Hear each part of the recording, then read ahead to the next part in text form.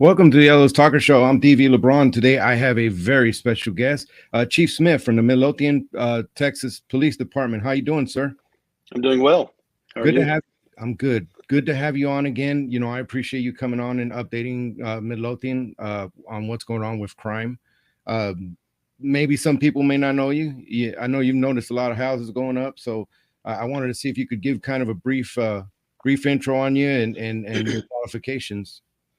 Oh, sure. DV, this is excuse me. This is my 16th year in Midlothian. I was appointed chief of police in September of 2007. I had retired from the city of DeSoto in that same month. Coming after working there for 20 years, I started as a patrol officer and was able to progress through the ranks to assistant chief. During that time frame, I also got my undergraduate from Dallas Baptist University in criminal justice studies, and then I went on to Sam Houston State and got my master's degree in criminal justice management. I also attended the FBI National Academy for law enforcement management, the ILEA, which is the Institute for Law Enforcement Management, a 2-month school there for intense studies on management and strategic, planning and all the things that go into the responsibilities of a chief. I'm actually a native Texan, born in Oak Cliff, lived around the Metroplex for all my life. We settled in the city of Oakville in 1976. I actually attended Midlothian schools for 3 years. Oakville being split between Midlothian and Red Oak ISDs. When we moved a second time within the city of Oakville, I ended up transferring over to Red Oak and graduating there in 1983. My wife and I have been married for just our 32nd year. Or 31st year. Yes, I'm gonna get all these numbers straight. We have lived in Midlothian since on some family land that has been in her family for well over 140 years. So we feel like we're connected to the community out there on Mountain Peak. But we've lived out there since 1996. So we're in our approaching 30 years there as well. So we feel like we're pretty stable. Our daughter graduated from Midlothian ISD in 2006. Son graduated from WPA and in 2019, 20, 21. I'll get it straight in a second. He's a junior at DBU. So, our family is just really connected to Ellis County and Dallas-Fort Worth Metroplex. It's a real privilege to work where I work. Honestly, I consider that, and the longevity I've enjoyed and watched the growth not only of the community but the department itself and the city just become in my opinion, a very professional place to not only work but provide services to the citizens of Midlothian. Yeah, that's quite a resume of where you've been and what you've done. Thank you so much for your service to the community for so many years. I mean, that's a lot. So I wanted you to kind of like I did last year, where you provide an update for the people of Midlothian. So I'm grateful that you're coming on this year and talking about it, because I know that when it comes to crime, it changes. There's things that change around the city. We're going through growing pains, and I'm going to discuss all that. But I wanted to talk about the new police station that's being built, kind of where we're at with that. What are your expectations on that facility? That facility, we've actually broken ground. We've been working our contractors have been working diligently to get the base for it. The site, if you've driven by there before, really was very deceiving in that it looked fairly flat, but it's not. And so they brought in a lot of fill and are compacting that and getting ready to do the foundation work. So we believe, based on our contract and architectural staff and team members, that we should be ready to occupy that facility by January of 2025. That facility is in the range of 74,000 square feet. It will house our fire administration, police administration, emergency management. We provide the radio service backbone for Ellis County, actually. And so that team of providers will be also housed out of that facility. We will also have a holding facility. The Emergency Operations Center will be there. And we have a fairly advanced crime lab, if you will, that can do most everything except for DNA and some advanced blood type evaluations. So, but we will be able to facilitate not only the inspection of things that are collected, but very articulately get those things packaged and forwarded to advanced labs. It's designed as a 40-year building. That facility will house well over 120, 30 officers for the future as Midlothian grows. And there's also the municipal court that is on the same campus, and that facility is designed as a community room when it's not being used as a court. So we can actually house and seat over 100 community members at a time if when that court's not in session. So it is very much designed to be a community building, and one that will be inviting to our citizens in the next, hopefully we'll see it come up in the next 18 to 20 months. And we'll do a very nice grand opening for that. We're going to target that for sometime in the spring, hopefully around Police Memorial Week. We'll invite our community in to tour that. Obviously, we'll probably do tours before that, but we'll do a major reveal at that point. So, wow, it sounds like quite a center that's coming in, and the progress is going. That's excellent. I look forward to seeing what that looks like when it's on the ground functioning, and officers get to go in there and do their job in a little more spacious and more new up-to-date facility. How has the budget, the city has been talking budget or past budget? What were your major budget needs this year, and were they met? So for the 23-24 fiscal year is what we're getting ready to go into. The police department, our communications center, which we refer to as the North Ellis County Emergency Communications Center need, and our community services, we are pretty flat this year in terms of asking for personnel and or the biggest ask we have is updated equipment and technology for body worn and vehicle equipped cameras. And the technology has changed so much over the years that the system and the company that we use have really fallen behind in terms of the ability to not only download that and host the videos that we are required to keep for evidentiary purposes, but then share those with the district attorney's office is also upcoming in advanced technology that will be able to reduce the lag and some of the challenges in copying and holding long-term videos. So that's the biggest advanced piece of technology we're asking for this year. There is, and so there was a bill passed this year that mandated the school districts to add school resource or armed staff to their campuses. Well, Midlothian is well in advance of some of those well-intentioned laws that are being passed. We have 11 SROs that work within the school district, and a part of that long-term plan has been to add officers to each campus as the school district and the city PD can afford to do that. And so we are looking at how we can add those strategic over the next 2 or 3 years and get an officer on every campus. That's part of our long-term plan. So I'm sure that will be a part of the discussions this year, whether or not the school district and the city can combine as a combination, add 1 or 2, where we just don't know yet what the end numbers are going to show.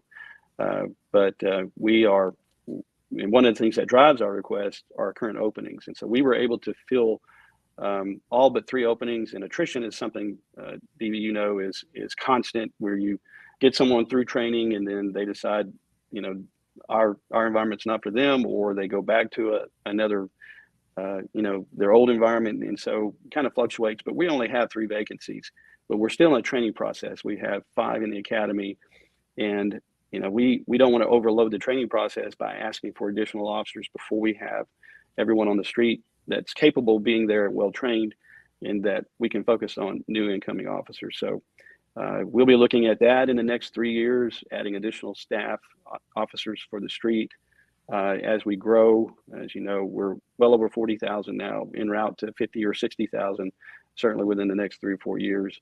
The building itself will require some additional staffing, so we're going to be looking at what that looks like for the 24-25 budget. So when we talk budget, we not only for the next 12 months, we look out for the next 60 months and how our ask affect the rest of the city. So staffing has been okay. You're running pretty much where you need to be. You said something like 3 vacancies, maybe more if they approve some officers for the schools. And I definitely want to touch on that here a little bit. But so your personnel, technology, and those are kind of the things that you're needing this year.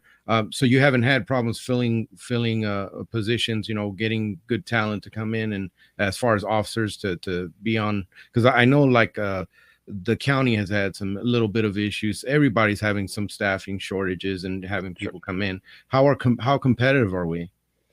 In the 22-23 budget, the council, in preparing for that, the council was able to do we do a market analysis every 5 years, and so that market analysis had come up for timing and in the budget cycle, and we were able to actually look out in the Metroplex and see,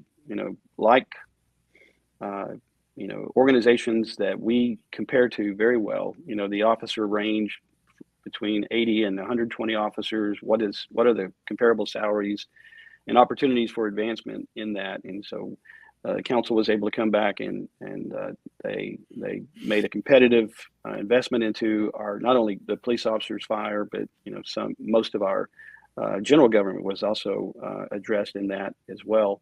And so we are very competitive in the Alice County, the Southwest Dallas area. There are there's some big guns out there with Grand Prairie, Mansfield, Arlington that are just around the corner from us. And so we've been also fortunate to attract officers from Arlington and from different best Southwest cities because of not only the pay, but because of the environment. We have great citizen support.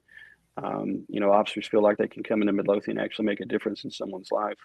A lot of those officers live in Midlothian as well. And so over the years, they've seen the department grow in both size and opportunity and reputation. And so, it really is a productive and a very pleasant environment to work.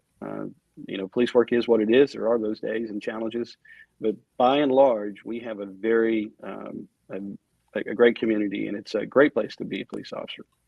I imagine, and you're right. Law enforcement can be interesting, and there's so many aspects that we got to deal with. Usually, the worst of society, and then a lot of times, some of the best people ever. And those times balance out for the bad times. You gotta, at least that's the way I kind of looked at it. But what is so you got your manning? You got this building coming, this growth. How has it affected your response times? Has your response times been affected greatly by all this growth? Because we've been able to keep up with the growth overall in the last 5 to 6 years, we have really ramped up the size of the organization. And strategically, we were able to keep officers in a district format. So the city is currently divided into 4 districts. And we try to keep officers in each one of those so that we don't have a long response. And so for what we would call a priority 1 and 2, which involved active criminal events and or potentially life-threatening events, our average response is about 5 minutes. And when you think of a community that's 65 square miles in total, and there is county areas in between that 65 square miles as well. So they have to be disciplined to stay in the areas that they are responsible for in order to give that quick response. And that includes response to major accidents, domestic violence, where there's an act of assault being committed. We're very fortunate we don't have a lot of robberies or home burglaries or anything of, there's just not a lot of that happening in Midlothian. But we also know where that potential is highest around, the 67 Main Street and then the 287, 663 corridors. And so between our traffic units and the district squads and then officers that are traversing those areas, we have a high profile, high visibility in those areas, which I do believe is a great deterrence. So last question before we start getting into the crime stuff. What kind of, because the chief in law enforcement, the culture is extremely important. As the chief, you're the leader and you set that pace for the culture. What kind of culture have you tried to create in Midlothian PD while you've been there? We have, as you know, on the back of our squad cars, we have this motto. It says service above self. And we strive to really, through the entire process from recruiting and selection, emphasize that as public servants, we're here to serve our community. And there'll be people who watch this and say, well, this didn't pan out the way that he's saying that. But, that's the goal. We do have human tendencies or personalities and, frailties that you have to overcome. And we try to overcome that through continual training, growth in knowledge about our profession. So we have a very high training environment. I can give you some stats on that. But we also really focus on the position as public servant and treating people as they want to be treated and how we want our family to be treated when they encounter law enforcement. So I think there's a great reputation within the community about the courtesy and professionalism of Midlothian police officers, and that culture has been intentionally bred into all of our new hires and all of our lateral transfers. Is that we are in the process of acting as law enforcement officials and/or enforcers. We're going to be professional. We're going to treat people professionally, and we're going to try to do business in a way that does not elicit unnecessary use of force responses or anything of that nature. The whole idea of de-escalation, that has been in the news for 4 or 5 years, has been taught my entire career. And we use the term common sense a lot more than we did, the term de-escalation back in the day. And it's just approaching people, calming them down, and being fair about what decisions are being made in every situation. So it really is an opportunity we struggle with as we grow, treating the organization and making sure that our officers have the opportunity to grow both, personally, professionally, educationally. We support, their college education. We support their training that gets them through the cycle of becoming a basic, intermediate, advanced, and master peace officer. And so I think through that, you see the end result is a really professional organization. That's awesome. And excellence is something that we should seek whenever, because this is a public trust position. This is where the government and the people, and they put a trust in us and a power in us in order to keep society, but that all keeps society safe. But that all is predicated on trust, and without it, it doesn't. So being really good at this job and fostering a good culture, that's why I asked you. It makes all the difference when trying to keep a community safe. So I wanted to jump into like drugs. I know that drugs are everywhere there, and that's been a problem since before we were both born. But there has been a lot of talk, like last year, about fentanyl and how much it's killing people, and there's some serious issues with fentanyl coming over the border. That's kind of the quotes of fentanyl is the big thing right now, and it's the big shiny thing, but there are other drugs. What are you seeing coming into Midlothian? What is affecting our community the most? We do see fentanyl on occasion. We also see a tremendous amount of methamphetamine. There's been a spike or a renewal of use and interest in heroin. I've heard that. Yes, and so you have there really is. Hallucinogenics are around. You still see what we used to refer to as the LSD tabs coming up and there are a variety of different prescription meds are still being abused at a high level, and so what we see with our proactive investigations are a lot of pressed pills that include methamphetamine and or laced with fentanyl or some type of hydrocodone.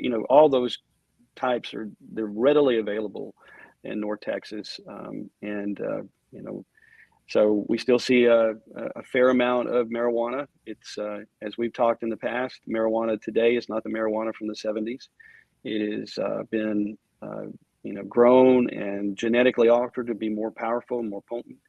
And so we still see a lot of that coming from areas of the country where you can do a legal grow coming into North Texas, where it's still illegal to transport across state lines. Now, there is medical marijuana, and that's a whole nother level of understanding, and the hemp and all that.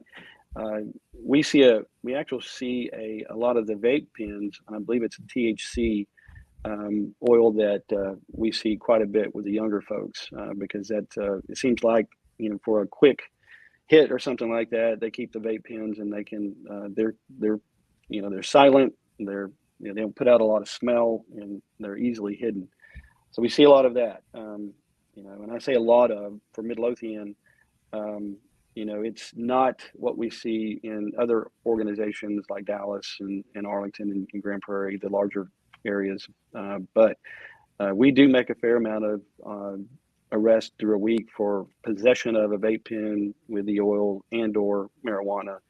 And, depending on the quantity of that will reflect what type of charge, if there is even an arrest on those, because of the way the laws surround, possession these days. So it's still something we train on, we still look at. We have a proactive group locally that works not only regionally, and then we have an investigative group that focuses on deliveries here in the Midlothian area.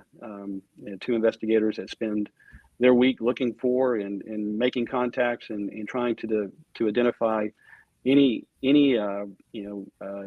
home or apartment or rental that is a source for these types of drugs to our community. Wow. Have you seen a lot of overdose, and do your officers carry that opiate blocker, Naxalone, or whatever it's called? Yes, we do. All of our officers carry that have been trained in it. In fact, we have an officer that received a life-saving award earlier this year for applying that on an overdose. And so we do run across overdoses on occasion. Thankfully, they're not, something we see daily, weekly, but they do come across them, and they are equipped with that anti that. Right. What it's called. And that's why I labeled it that way, because that's the technical what it does. But Yeah. the name escaped me too. Yeah, but yeah. That's good that the officers have that. Now, when you were talking earlier about property crimes not being that big, have you seen any uptick in them, or have we or as a community, are we pretty good when it comes to those numbers? So, Midlothian is, as a community, the neighborhoods are a lot of new neighborhoods, a lot of, people who work hard and are doing well for their families. And so, you see, I think there's also a false sense of comfort because it is in, a quasi-rural environment. And we see about 100 to 150 BOVs or burglary vehicles on an annual basis. And they come in waves. We'll go a month without any, and then we'll have a week where we have 10 or 15 where, an individual or individuals have picked on a neighborhood, and they're walking through the neighborhood and they're checking for open doors on the vehicles, or they have tools in the back of the pickup. And that's where most of our theft comes from, or people just not locking the doors or securing the equipment in the back of their trucks, work trucks. Now, we have had, at the end of last year, beginning of this year, we had an uptick in vehicle thefts, and that nationally is something that we're seeing. You've heard of some of the TikTok challenges.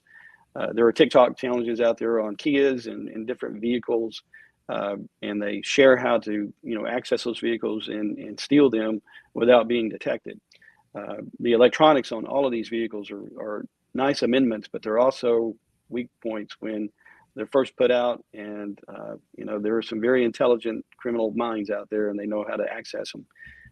But we have a large facility in town that store vehicles, and we had a run there for about 3 months where they were being attacked, and I say attacked, but where they were being infiltrated, and were able to get on the property and take 6 or 7 cars at a time. Very high-end cars, and thankfully we've been able to interrupt that. We've made several arrests out of that, identifying at least 3 criminal organizations that were putting people on the ground and taking these cars out. Some were joyriding, but most of them were designed to take a car, commit another criminal act, and or do then switch and sell the car to an unsuspecting buyer. So we're a part of an auto theft task force, and they were able to come in and assist us. And then we also provide overnight security for off-duty security for them now. And it really seems to have put that effort into the dirt. So one of the things that we're encountering a lot of is mental health issues. So and when you're dealing with a situation, whether it be domestic or it's somebody with mental health issues, there's ways you have to deal with those, and you're very familiar with that. Do the officers get a lot of training on dealing with somebody who may be bipolar, maybe autistic, or maybe just having major depression, and dealing with that differently than just going in? Yes, we have, and I think we mentioned this last time that we talked, and we have a crisis intervention team that focuses on mental health and proactively dealing with members of the community that we've identified that have ongoing challenges. They have medication challenges where they act, and as long as they're taking their medication properly, they're fine. But if not, then they go into a bipolar event and or a schizophrenic event. Then we end up having to deal with them on patrol. And so our patrol officers track those. When they encounter individuals like that, we oftentimes will transport one to a facility that can do an evaluation and provide medical and psychological services. And we do that quite regularly, 2 to 3 times a week. We also deal with depressive states where we have people who are suicidal, and we take them, and it may not be a mental issue, it may be just depression, accompanied with alcohol or drug abuse. And so we will take them to a medical facility and or a facility that will help stabilize them. And each one of the officers in the academy gets 40 to 60 hours of training to deal with mental health, identifying the different types of mental health or challenges that they may run across in the community. And then they can go on to become a mental health peace officer, which is another 40 hours of training and ongoing training. The TCOL, our licensing agency, I believe there is a new bill that mandates even more training in this area because of the continual encounters that we have with our community members that have mental challenges, their medicative issues, or as you say, on occasion we do run across individuals that have what was known as Asperger's, but and we've identified most of those a lot of those in our community. We keep a database. We run across them. We know what some of their triggers are, and we try to avoid that as much as possible. So it is a big part of what we train on. It's a big part of our proactive unit that we have in keeping those members of our community, not only a good relationship with them, but helping them address their issues. Wow. Yeah. And that's good, because when you're dealing with that particular issue, it can be interesting. Now, I wanted to cover a couple things before we wrap up. And one of them was obviously I wanted to end this with any kind of sex trafficking talk and stuff. But you know what? We'll go into that one. Sex trafficking is a major issue in the United States. It's something that has been affecting every community. There's a new movie out right now that's very popular talking about human trafficking. There's issues with that. how Correct. are we being affected with that, and what could, how can people get more resources if if something like that happens? Well, so we have a member of the our investigative team that is on a Homeland Security task force that identifies, proactively targets trafficking, and most of the trafficking that we would, refer to, that is, that's in, a sexual nature, where someone is being forced to prostitute themselves. All of those, 90% of those are being identified through, the dark web and advertisements that you can get and buy. So we're looking at that, and they're doing an excellent job of finding, kids that fall into that area. Um, the other challenge that we have is educating, our community, and that's, people in the neighborhoods, our school officials, teachers, and other officials that encounter, not only kids, but then individuals that may be work trafficked, that are forced to be in a labor pool that they don't want to be. A lot of, you see a lot of the solicitors, that are panhandling on corners. A lot of that is forced labor. It's not just someone who is, on down on their luck. They're being forced as a group. They live in a group home, and they're forced and dropped off, in areas to get funds under the ruse of being homeless. So we see a lot of that, and we proactively try to identify those criminal gangs who are part of that, criminal institutions.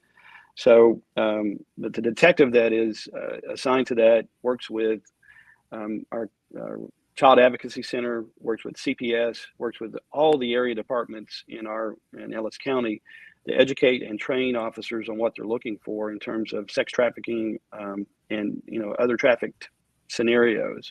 And then, of course, we have our commercial vehicle enforcement unit, as does, DPS in Ellis County, Cedar Hill, Mansfield, and they look as well for vehicles that could be moving people, legally through, the Metroplex to different locations. So, it's just a continual proactive effort, not only to investigate and identify victims, but to educate our community. And I've sent you traffic.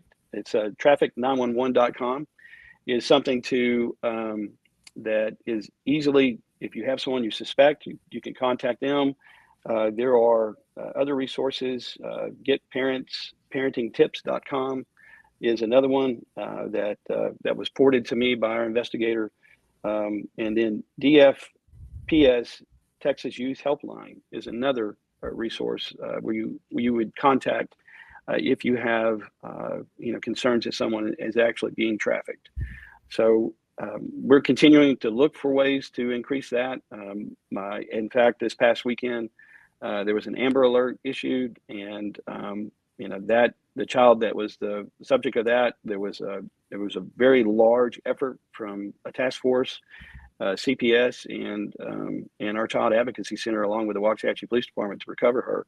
Wow. And she was being trafficked, and at risk of being continually trafficked, if she doesn't get the right resources. So those are the dangers that are out there. And I encourage people to really contact, local authorities, and get some of the resources that are available to educate yourself on it, because it's not, and it's great that that movie's out, in the dramatization of reality, bringing it to our community's attention. But the reality is that it's not as sensational as, not as obvious as you may think it is. And so there are people there that, are at risk, and it's just, there's the whole idea of see something, say something.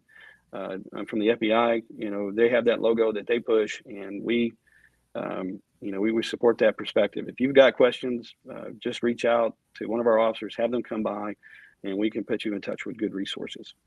Wow, that's crazy that there was actually a young lady going through that, and as a community, you were getting involved in that. That it sucks that it's happening, but it's happening everywhere, and it's something that parents Mhm. need to be aware of. You have to you have to look at what your kids are looking at online. You have to be involved, because there's a lot of predators out there, and they're looking for your kids. That's So, right. just be careful. So, That's right. so I wanted to go ahead and give you the mic to tell anybody, or the people in Midlothian, kind of closing statement, and maybe something you want them to like. Do you have a Citizens Academy coming up, or any event that you'd like them to know about? Yep.